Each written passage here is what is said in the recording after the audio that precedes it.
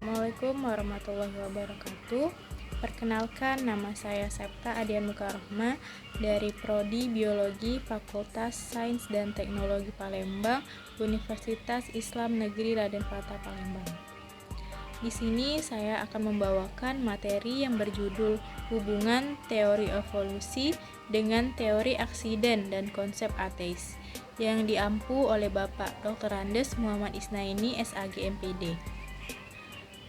Langsung saja, tanpa berlama-lama, di slide kedua PPT saya ini ada profil diri saya, di mana terdapat nama, NIM, prodi, fakultas, hobi saya, dan moto hidup saya. Langsung ke pembahasan.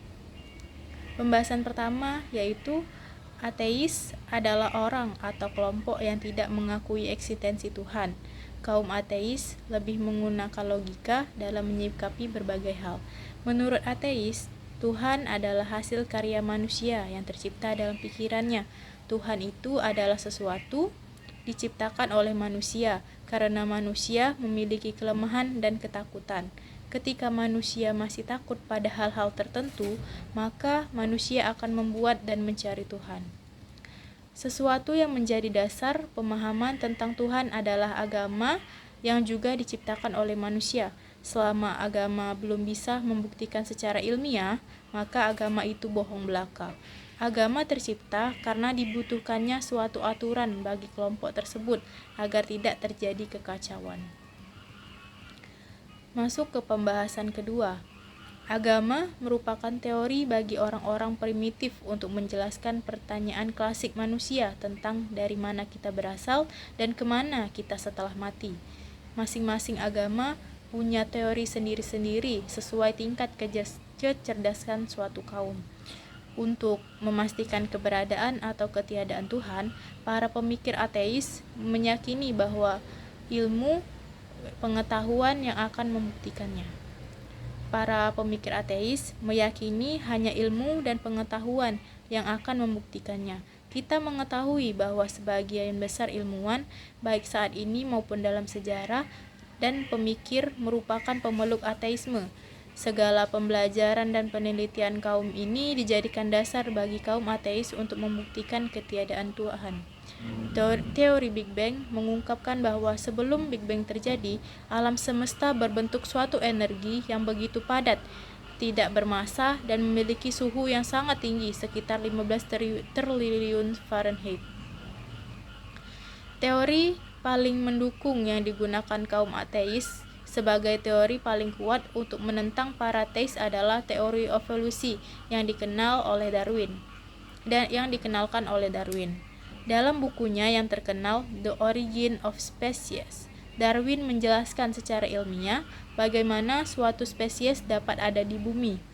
Hipotesis evolusi menyarankan bahwa semua yang sedang atau telah hidup berasal dari organisme yang lebih rendah atau kurang sempurna melalui proses turunan disertai dengan perubahan yang disebabkan oleh faktor X.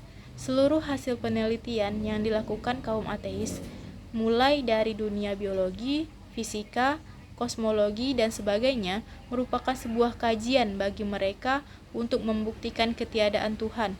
Bagi mereka, penciptaan oleh Maha Kuasa tidak pernah ada dan merupakan cerita dongeng.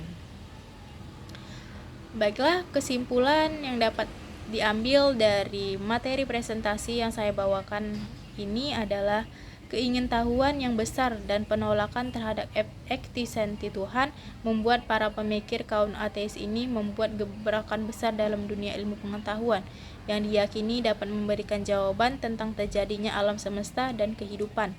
Banyak hasil penelitian yang dapat bermanfaat bagi keberlangsungan makhluk hidup di muka bumi, walaupun banyak dari hasil percobaan yang gagal dan berakibat fatal bagi spesies tertentu.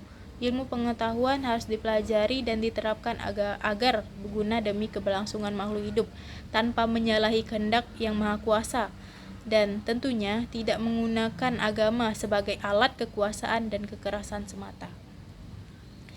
Baiklah, sekian materi presentasi yang saya bawakan.